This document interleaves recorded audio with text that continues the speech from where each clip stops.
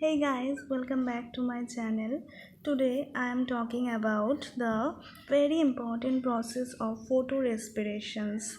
We will understand this process, but before that, let us know about that which type of plant this photorespiration is occur. As you can see, it is occur in highly temperate area and where the oxygen concentration is very high. So in the temperate region the photorespirations will occur.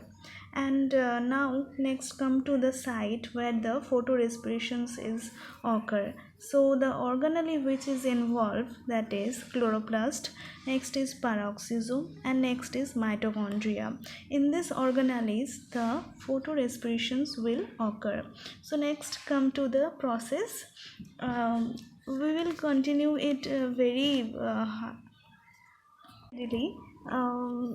So first of all, the RUBP is act with oxygen, and here the enzyme which is required, that is rubisco oxygenase.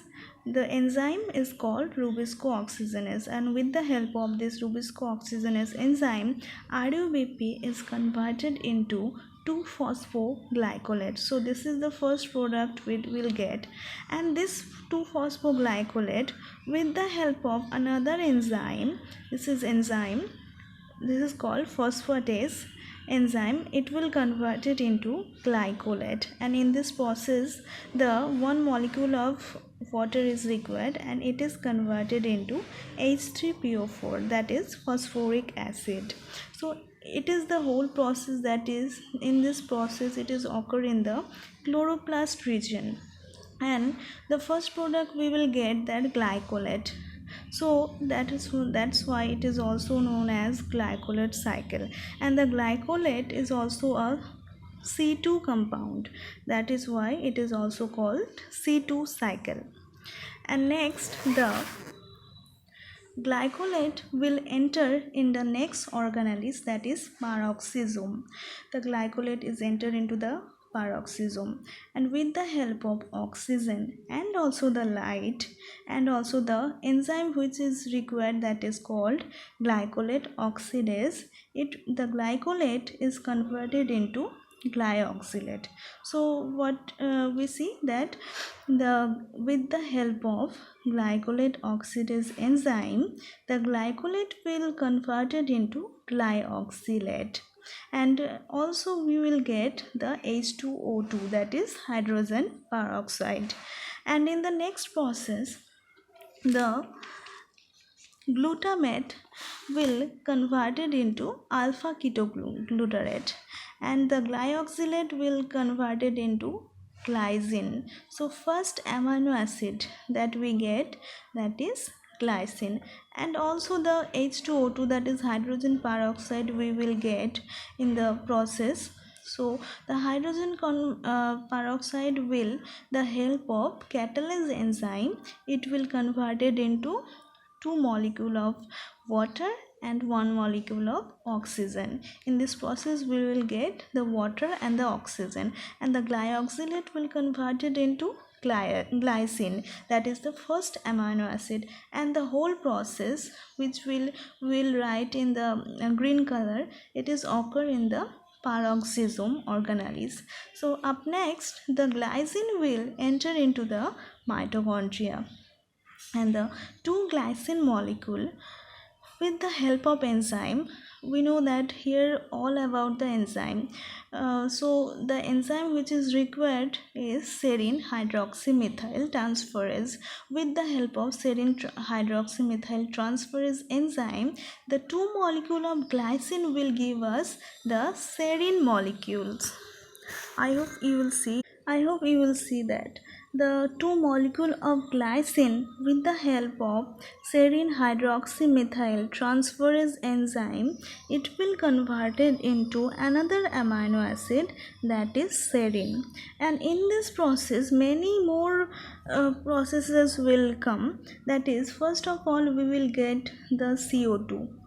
Next we will get an amino acid, that is NH3, and next the NAD plus, which is converted into NADH and H.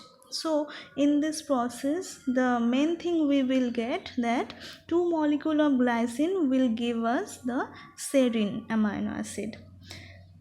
So serine will next enter into the next it will enter into the peroxisome. So serine, with the help of serine aminotransferase enzyme, but before that the alpha ketoglutarate will convert it into glutamate. What is done? That alpha ketoglutarate will convert it into glutamate, and the enzyme which is required here, that is serine aminotransferase. Serine is converted into, with the help of serine aminotransferase, that is hydroxypyruvate.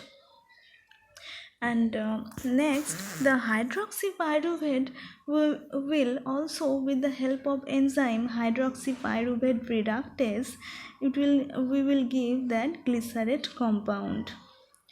And in this process another reaction is occurred, that is NADH and H plus, which we will get the in here NADH and H plus will converted into NAD plus, and the product we will get that glycerate. And the glycerate, and in this process the from serine to the glycerate, it will occur in the peroxisome area. Next, the glycerate will enter into the chloroplast. Glycerate will enter into the chloroplast, and in this process 1 molecule of ATP is required, which will convert it into ADP. And the glycerate, with the help of the enzyme glycerate kinase,